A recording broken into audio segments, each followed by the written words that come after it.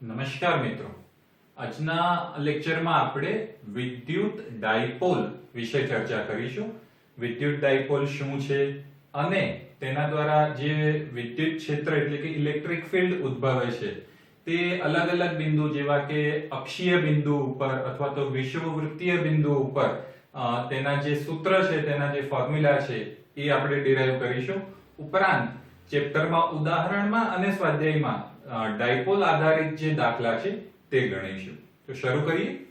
તો ટોપિક છે આજનો વિદ્યુત ડાયપોલ, જેને દ્વિધ્રુવી ડાયપોલ એટલે ડાય એટલે દ્વિ, પોલ એટલે ધ્રુવ, એટલે એને દ્વિધ્રુવી પણ કહેવામાં આવે છે. તો સૌપ્રથમ સમજીએ કે ડાયપોલ કહીશું કોને.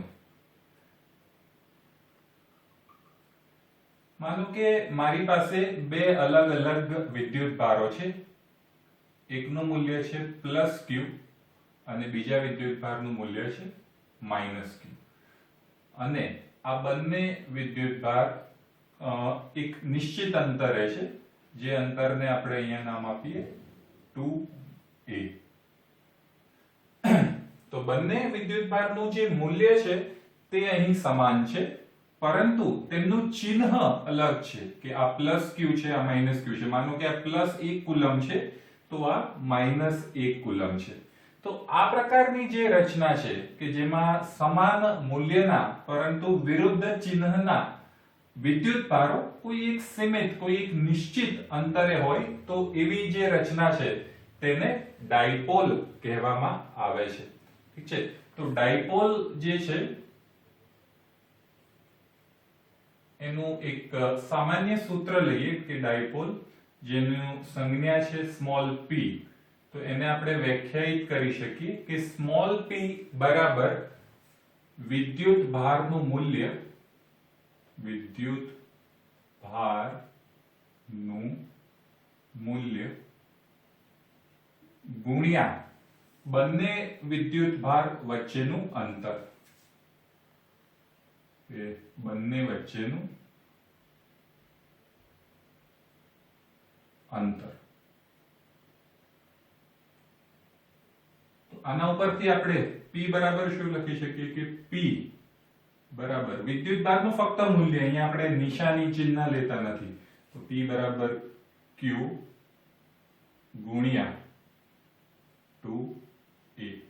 તો આ જે ડાયપોલ અથવા તો દ્વિધ્રુવી છે એનું એક મેથેમેટિકલ સૂત્ર થયું. અચ્છા, આની કોઈ દિશા આપણે નિશ્ચિત કરી શકીએ. તો આ જે ડાયપોલની દિશા છે એ હંમેશા ઋણ વિદ્યુત ભારથી ધન વિદ્યુત ભાર તરફની છે. અહીંયા ઋણ વિદ્યુત ભારથી ધન વિદ્યુત ભાર તરફ એટલે કે પોઝિટિવ ધન x દિશાની દિશા છે. તો આપણે આને જો સદિશ સ્વરૂપે લખીએ તો અહીંયા એક આપણે એકમ સદિશ r લખીશું અને આ રીતે આપણે ડાયપોલને મેથેમેટિકલી ગાણિતીય રૂપે ડિફાઇન કરી શકીએ, વ્યાખ્યાયિત કરી શકીશું.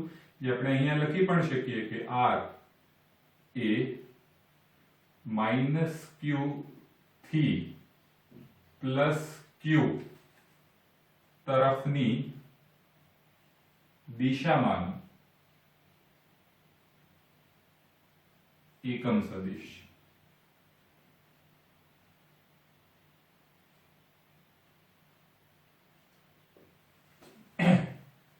તો આ એક ખૂબ જ પ્રાથમિક જાણકારી થઈ ગઈ ડાયપોલ વિશે. આગળ વધીએ કે ડાયપોલ પરનો કુલ વિદ્યુત ભાર કેટલો હશે. તો અહીં આપણે હમણાં જ વાત કરી કે આ જે ડાયપોલ છે એમાં અહીંયા +q વિદ્યુત ભાર છે, અહીં -q વિદ્યુત ભાર છે. એટલે અહીંયા માનો કે +1 કુલમ વિદ્યુત ભાર છે, અહીંયા -1 કુલમ વિદ્યુત ભાર છે. તો પ્લસ અને માઈનસ બંને એકબીજાને મળીને અહીંયા કુલ વિદ્યુત ભાર હંમેશા 0 આવશે. તો ડાયપોલ પરનો કુલ વિદ્યુત ભાર જો પૂછાય તો એ હંમેશા 0 જ આવશે. ઠીક છે. ત્રીજી વસ્તુ છે કે શું ડાયપોલ પરનો જો કુલ વિદ્યુત ભાર 0 છે તો ડાયપોલ ને લીધે કોઈ આજુબાજુના વિસ્તારમાં કોઈ વિદ્યુત માની લો કે ક્ષેત્ર છે એ અથવા તો કોઈ બળ છે એ નથી લાગતું, ચોક્કસ લાગશે. પણ જો આપણે કોઈ એવું અંતર કે અંતર r જે 2a કરતા ખૂબ મોટું હોય, ખૂબ મોટું એટલે જે r છે એ 2a કરતા ખૂબ જ મોટું હોય, ખૂબ દૂર, તો આ જે પ્લસ અને માઇનસ જે વિદ્યુત ભારો છે તે ઓલમોસ્ટ સાથે સાથે લઈને શૂન્ય લઈ શકાય. પરંતુ જો આ અંતર એટલું બધું મોટું ન હોય તો આજુબાજુના વિસ્તારમાં આપણને ઇલેક્ટ્રિક ફિલ્ડ કે કુલમ્બનો જે ફોર્સ છે, કુલમ્બનું બળ છે, એ બધી અસરો જોવા મળશે. એના વિશે આપણે આજે ચર્ચા પણ કરીશું. તો આ એક ડાયપોલ વિશેની એક બેઝિક એટલે કે પ્રાથમિક જાણકારી. ડાયપોલના ભૌતિક મહત્વ વિશે થોડી વાત કરીએ. ડાયપોલનું ભૌતિક મહત્વ.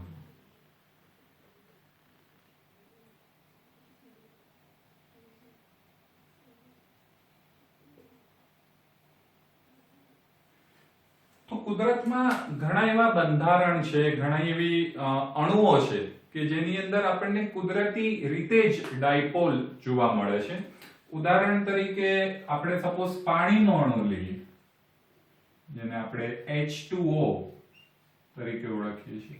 હવે એનું જો સ્ટ્રક્ચર, અણુનું જો બંધારણ જોઈએ તો ઓક્સિજન છે અને એની સાથે બે હાઇડ્રોજન આ રીતે જોડાયેલા છે. અને ઓક્સિજન ઇલેક્ટ્રોન લે છે અને હાઇડ્રોજન ઇલેક્ટ્રોન આપે છે, એટલે આ ઋણ વિદ્યુત ભારિત બનશે, હાઇડ્રોજન ધન વિદ્યુત ભારિત બનશે.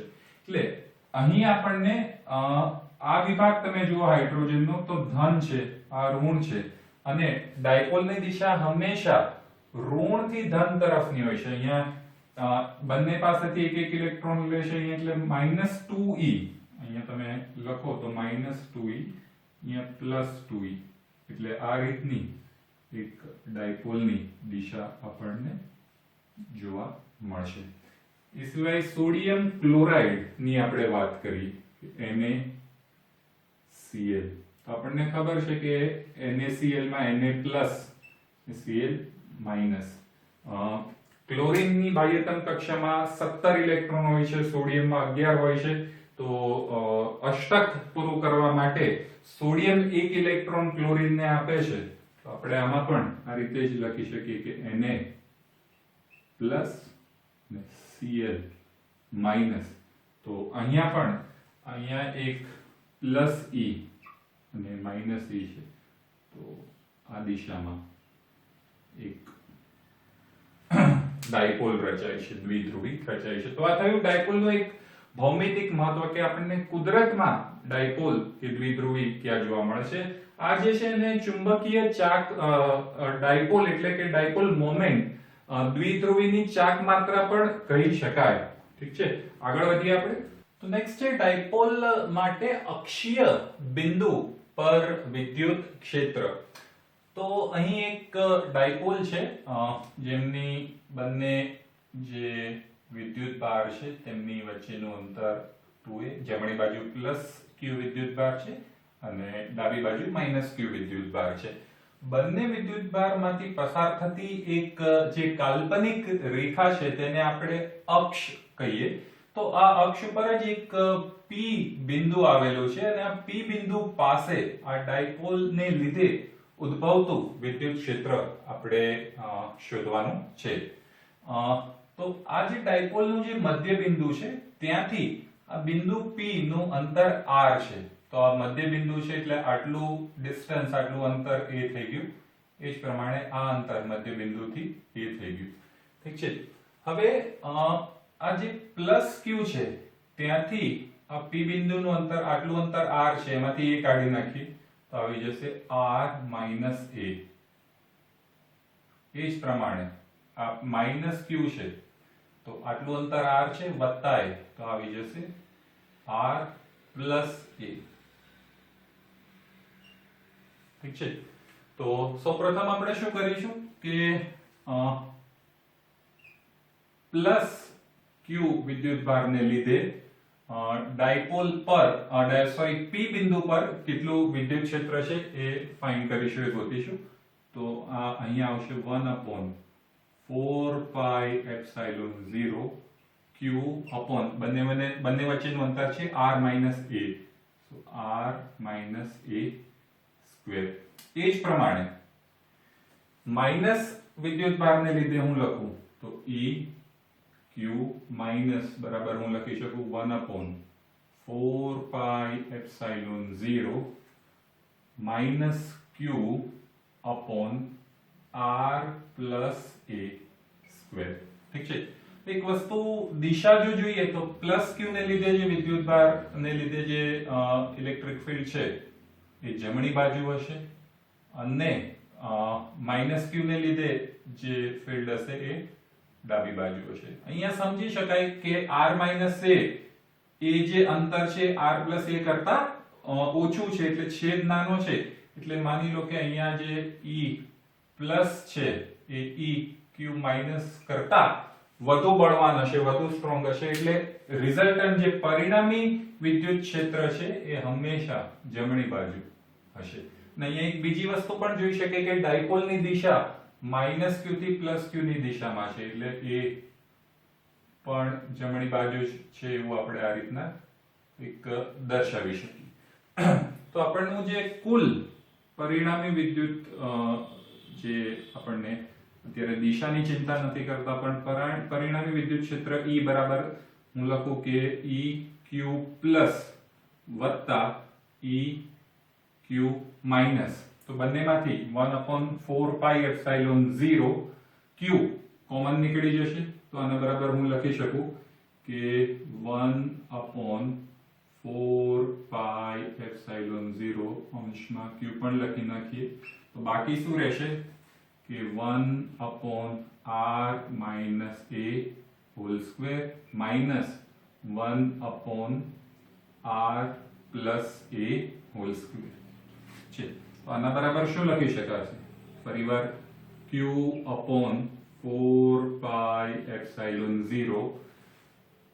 હવે આનો લસા લઈએ તો r - a square r + a square, તો છેદમાં r square - a square square, એટલે r ની 4 ઘાત માઈનસ a ની 4 ઘાત આવશે।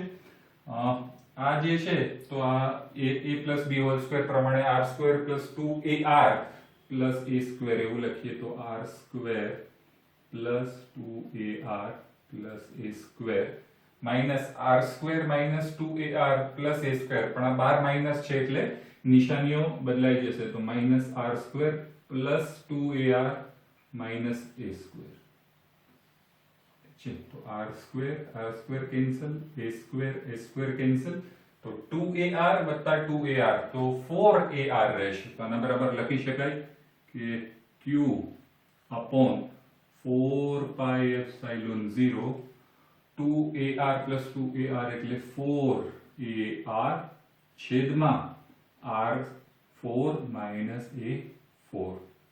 હવે આજે અંશમાં જે આપણને ટર્મ મળે છે એને કંઈક બીજી રીતે હું લખું, તો આને આ રીતે લખાય કે q into 2a into 2r 4πε0 r ની 4 ઘાત માઈનસ a ની 4 ઘાત। હવે આ જે કૌંસમાં અંશની અંદર કૌંસમાં રહેલું ટર્મ છે તો વિદ્યુતભારનું મૂલ્ય ગુણ્યા બંને વચ્ચેનું અંતર, તો આને તો આપણે ડાયપોલ p જે હમણાં જ આપણે વ્યાખ્યાયિત કર્યું એના પ્રમાણે લખીએ તો આ રીતે લખી શકાય કે 2p ગુણ્યા 2r 4πε0 r ની 4 ઘાત માઈનસ e ની 4 ઘાત। ઠીક છે। હવે માની લો કે આ જે અંતર છે r એ 2a ની સરખામણીમાં ખૂબ વધારે છે। આપણે હમણાં ભૌમિતિક મહત્વમાં જોયું કે અણુ પરમાણુ વચ્ચે જે ડાયપોલ બને છે એનું અંતર નેનોમીટર કે એંગસ્ટ્રોમમાં હોઈ શકે, જ્યારે આ અંતર માનો કે થોડા સેન્ટીમીટર કે મીટરમાં લઈએ તો અહીંયા હું લખી શકું કે જો r એ 2a કરતા મોટું હોય તો એ વાળું પદ છેદમાં આપણે અવગણી શકીશું. તો મને ઇલેક્ટ્રિક ફિલ્ડ શું મળશે?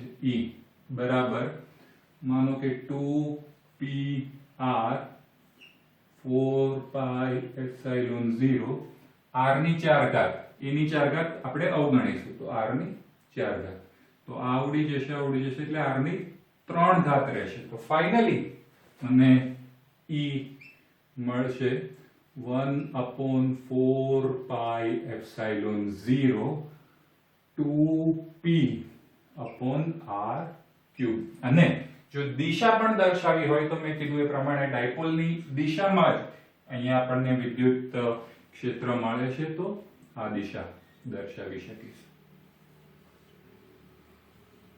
ઠીક છે, તો આ સૂત્ર દ્વારા આપણને મળ્યું કે અક્ષીય બિંદુ પર આપણે જો વિદ્યુત ક્ષેત્ર શોધવાનું હોય તો આપણે આ સૂત્રથી શોધી શકીએ 1/4 pi epsilon 0 2p upon r cube. આગળ વધીએ. નેક્સ્ટ છે ડાયપોલ માટે વિષુવવૃત્તીય બિંદુ પર વિદ્યુત ક્ષેત્ર. અહીં ફર્સ્ટ થિયરીમાં આપણે જોયું કે એક ડાયપોલ છે એના અક્ષીય બિંદુ ઉપર. અહીંયા આપણે જોઈશું કે આ ડાયપોલ છે અક્ષને બદલે એના મધ્ય બિંદુ એટલે કે એની જે વિષુવવૃત્તીય રેખા છે ત્યાં r અંતર ઉપર એનું મધ્ય બિંદુ છે. તો અહીં r અંતર ઉપર કોઈ બિંદુ P આવેલું છે ત્યાં વિદ્યુત ક્ષેત્ર કેટલું થશે? તો બંને ડાયપોલના બંને ધ્રુવો વચ્ચેનું અંતર 2a છે. તો અહીં સમજી શકાય છે કે આ અંતર a આ અંતર પણ a. મધ્ય બિંદુથી આ અંતર છે તો પાયથાગોરસના નિયમ પ્રમાણે સપોઝ આને હું a બિંદુ કહી દઉં આને b બિંદુ કહી દઉં તો AP છે એ √ of a square plus r square આવે. એ જ રીતે BP નું મૂલ્ય પણ √ of a square plus r square આવશે. ઠીક છે, તો અહીંયા સૌથી પહેલા આપણે E પ્લસ q ને લીધે P બિંદુ પાસે વિદ્યુત ક્ષેત્ર શોધીએ તો 1/4 pi epsilon 0 q upon અંતરનો વર્ગ. અંતર છે √ of a square plus r square નો વર્ગ એટલે અહીંયા આવશે ફક્ત a square plus r square. એ જ પ્રમાણે E માઈનસ q તો આવશે 1/4 pi epsilon 0 minus q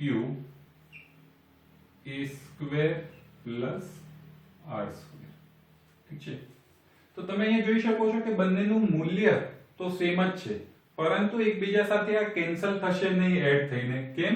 કેમ કે જે પ્લસ ને લીધે જે આપણને ઇલેક્ટ્રિક ફિલ્ડ મળે છે તેની આ દિશા હશે, બરાબર છે, આ છે E પ્લસ અને માઈનસ ને લીધે જે મળે છે તેની દિશા એક આ રીતના હશે. તો આ હશે E માઈનસ EQ માઈનસ. હવે અહીંયા આ બંનેનો કોઈ એક દ્વિભાજક દોરી લઈએ તો આ ખૂણો થીટા છે તો આ ખૂણો પણ થીટા થશે. અહીંયા z બને છે તો આ થીટા છે તો આ પણ થીટા થશે. તો આ જે દિશા છે એ પરિણામી વિદ્યુત ક્ષેત્રની દિશા થશે. માની લો કે આને P અને આને Q, તો PQ ની દિશા એ પરિણામી વિદ્યુત ક્ષેત્રની દિશા થશે. તો E cos θ plus E cos θ એનું જે મૂલ્ય છે માનો લો કે આનું મૂલ્ય પણ E છે આનું મૂલ્ય પણ E છે તો આ થશે E. તો આના બરાબર ફક્ત મૂલ્ય લઈએ તો આને આપણે E એવું કહી શકીએ, આને પણ E એવું કહી શકીએ. તો પરિણામી જે વિદ્યુત ક્ષેત્ર આપણને મળશે એનું મૂલ્ય હશે 2e નો માનાંક cos θ. 2e cos θ. જોઈએ કે 2e cos θ નું એક્ઝેક્ટ મૂલ્ય આપણને શું મળે છે. તો E બરાબર આપણે લખી શકીએ કે 2 E બરાબર ખાલી મૂલ્ય જ લખીએ અત્યારે તો 1/2 ગુણ્યા 1/4 pi epsilon 0 let's say q upon a square plus R square અને cos થીટા. ઠીક છે. હવે કોઈ પણ એક ત્રિકોણ લઈ લો, માનો કે આ AB અહીંયા M નામ આપી દો, તો cos થીટા નું મૂલ્ય થશે કે પાસેની બાજુ છેદમાં કર્ણ. તો cos થીટા અહીંયા હું લખી શકું કે cos થીટા પાસેની બાજુ છે a, કર્ણ છે √ of a square plus r square. √ Of a square plus r square. તો cos થીટા નું આ મૂલ્ય સપોઝ અહીં આપણે મૂકીએ તો 2 ગુણ્યા 1/4 પાઈ epsilon 0 q a square plus r square. અને cos થીટા ની જગ્યાએ મૂકી શકાશે a upon √ a square plus r square, એટલે a square plus r square ની 1/2 ઘાત. આને થોડું અલગ રીતે લખીએ તો આમાં આ રીતે લખી શકાય કે 1/4 પાઈ એપ્સિલોન 0 q ગુણ્યા 2a અને a square plus r square. આની એક ઘાત છે અને આની અડધી ઘાત છે એટલે 3/2 ઘાત. ફરીવાર અહીંયા તમે અંશમાં જુઓ તો આ વિદ્યુત ભારનું મૂલ્ય ગુણ્યા બંને વિદ્યુત ભાર વચ્ચેનું અંતર, એટલે અંશમાં ફરીવાર આપણને ડાયપોલ P મળશે. તો E બરાબર હું લખી શકું કે 1/4 પાઈ એપ્સિલોન 0 P છેદમાં a square plus r square ની 3/2 ઘાત. ઠીક છે. ફરીવાર અહીં જેમ આપણે ધાર્યું હતું કે r નું મૂલ્ય 2a કરતા ખૂબ વધારે હોય અથવા તો a કરતા ખૂબ વધારે હોય, ફરીવાર લખીએ કે જો r ખૂબ જ વધારે હોય 2a કરતા તો અહીંયા છેદમાં આપણે a ને અવગણી શકીએ તો E બરાબર આવશે E બરાબર 1/4 પાઈ એપ્સિલોન 0 p. હવે r ને શૂન્ય કરી દો તો a ની 6/2 એટલે 3 ઘાત આવશે, એટલે r ક્યુબ. ઠીક છે. તો આ ઇલેક્ટ્રિક ફિલ્ડ ક્યાં વિષુવવૃત્તીય બિંદુ પાસે મળ્યું. હવે એની દિશાની વાત કરીએ તો અહીંયા ડાયપોલની દિશા અને પરિણામી વિદ્યુત ક્ષેત્રની દિશા એક જ હતી, પણ અહીંયા ડાયપોલની દિશા આ દિશા છે, પરિણામી વિદ્યુત ક્ષેત્રની દિશા એનાથી વિરુદ્ધ છે, એટલે અહીંયા આપણે માઈનસ ચિહ્ન મૂકવું પડશે. ઠીક છે. તો તમે જોઈ શકો છો કે વિષુવવૃત્તીય બિંદુ પાસે જે ફિલ્ડ મળે છે તેનું મૂલ્ય અક્ષીય બિંદુ પાસે જે ફિલ્ડ એટલે કે જે વિદ્યુત ક્ષેત્ર મળે છે તેનાથી અડધું છે. અહીંયા 2p છે અંશમાં, તો જ્યારે અહીંયા ફક્ત p છે.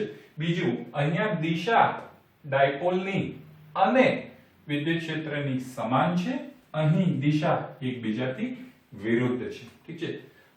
સપોઝ આપણને કોઈ પૂછે કે ડાયપોલ, આપણે હમણાં જ વ્યાખ્યાયિત કર્યું કે p બરાબર q ગુણ્યા 2a, આ એક સૂત્ર હમણાં જ આપણે વ્યાખ્યાયિત કર્યું.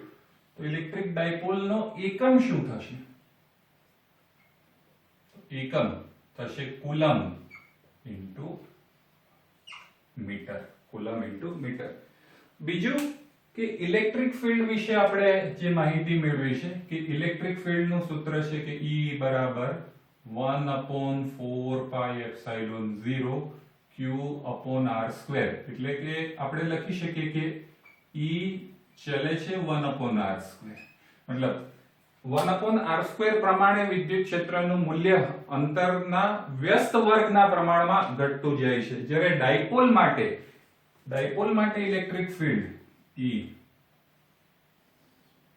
ડાયપોલ ની વાત કરી તો એ અંતરના ઘનના પ્રમાણમાં ઘટતું જાય છે. એટલે જે એક સિંગલ એક જ વિદ્યુત ભાર હોય તેમાં જેટલી ઝડપથી અંતર સાથે વિદ્યુત ક્ષેત્ર ઘટે છે એના કરતા પણ વધુ ઝડપથી ડાયપોલમાં વિદ્યુત ક્ષેત્ર ઘટે છે, કારણ કે અહીંયા છેદમાં અહીં પણ r ક્યુબ છે, અહીં પણ r ક્યુબ છે. તો ડાયપોલ વિશેની આ બંને થિયરી છે.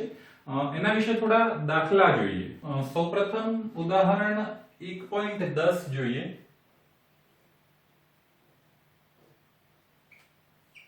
તો ઉદાહરણ 1.10 માં કીધું છે કે બે વિદ્યુતભારો જેમનું મૂલ્ય છે 10 માઇક્રોકુલમ પ્લસ ઓર માઇનસ 10 માઇક્રોકુલમ. એક ડાયપોલ જ છે કે અહીં માની લો કે પ્લસ 10 માઇક્રોકુલમ છે કે માઇનસ 10 માઇક્રોકુલમ છે અને બંને વચ્ચેનું અંતર 5 mm આપેલું છે, 5 મિલીમીટર.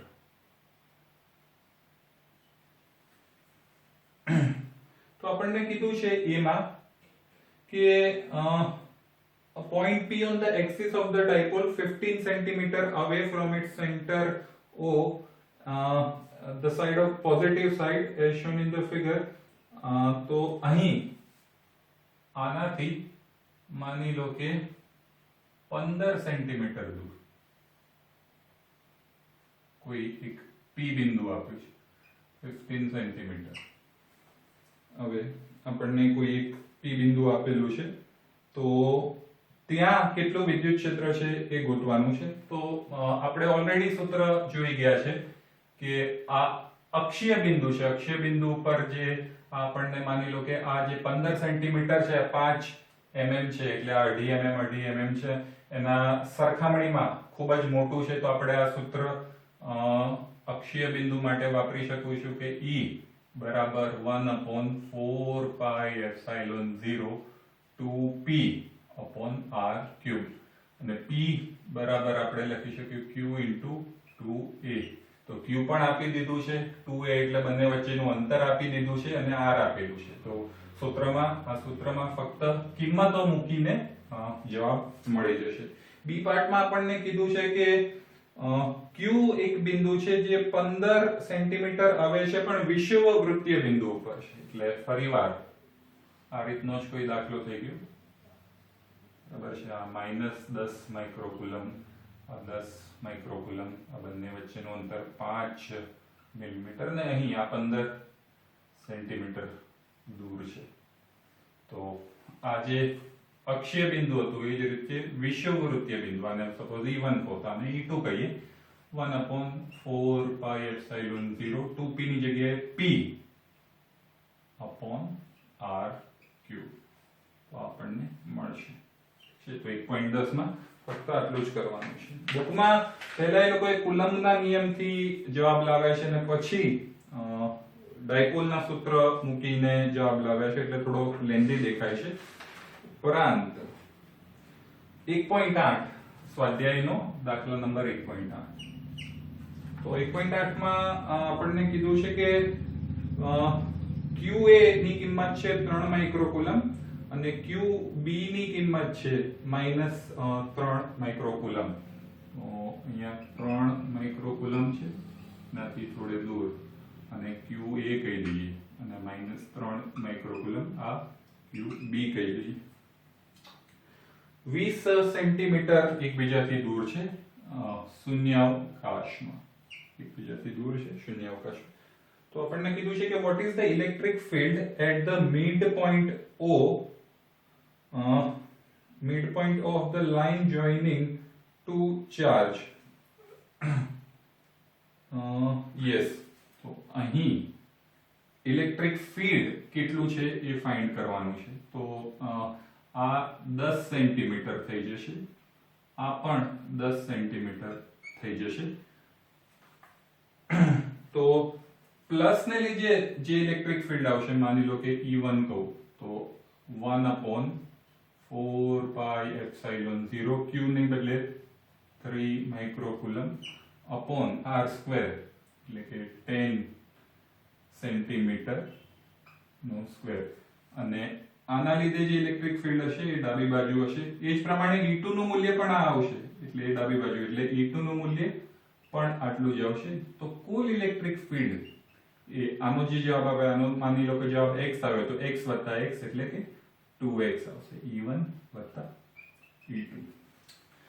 1.8 માં b માં આપણને કીધું છે કે if the negative test charge of magnitude 1.5 into 10⁻⁹ coulomb is placed at this point, what is the force experienced by test charge?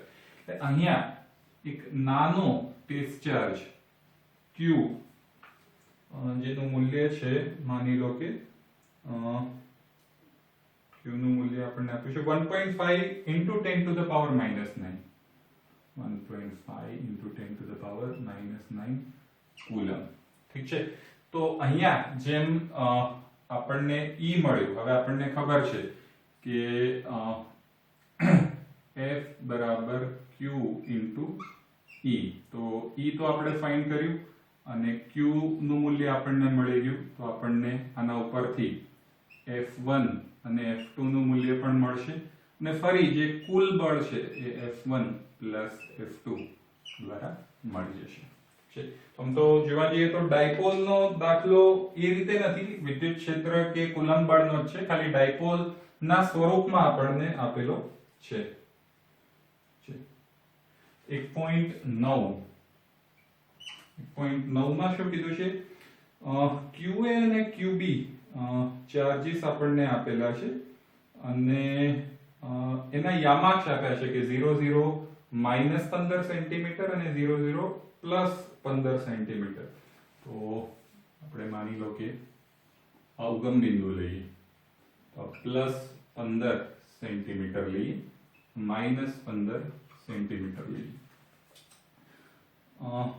-15 ઉપર જે QA વિદ્યુત ભાર છે એનું મૂલ્ય આપણને આપેલું છે 2.5 ગુણ્યા 10⁻⁷ કુલમ અને અહીં QB આપેલું છે -2.5 ગુણ્યા 10⁻⁷ કુલમ. એટલે આ ધન છે અને આ ઋણ છે. ડાયપોલ છે, ડાયપોલની દિશા ધનથી ઋણથી ધન એટલે આ દિશામાં આવશે.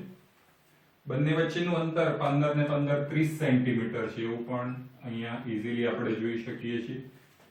તો નવમામાં આપણને કીધું છે કે what are the total charges, તો ટોટલ ચાર્જ તો શૂન્ય જ છે આપણે જોઈ ગયા. અને બીજું કીધું છે કે ઇલેક્ટ્રિક ડાયપોલ મોમેન્ટ પણ બહુ ઈઝીલી ફાઇન્ડ કરી શકાશે કે P બરાબર Q into 2A. તો Q આપણને મૂલ્ય જ કીધું છે કે 2.5 ગુણ્યા 10⁻⁷ કુલમ. 2A એટલે 30 સેન્ટીમીટર, તો 30 મીટરમાં ફેરવીએ એટલે 10⁻². જે પણ જવાબ આવે 1.10. એન ઇલેક્ટ્રિક ડાયપોલ નહીં, એ હજી 30 ડિગ્રી એટલે ડાયપોલ વિદ્યુત ક્ષેત્રમાં મૂકવામાં આવે તો કેવી રીતે ટોર્ક અનુભવશે એનું છે. તો આઈ થિંક યસ, આ બે દાખલા છે એમાં પણ મુખ્યત્વે 1.9 અને જે ઉદાહરણનો દાખલા નંબર 1.10 જોયા એ મુખ્યત્વે ડાયપોલ રિલેટેડ દાખલા હતા.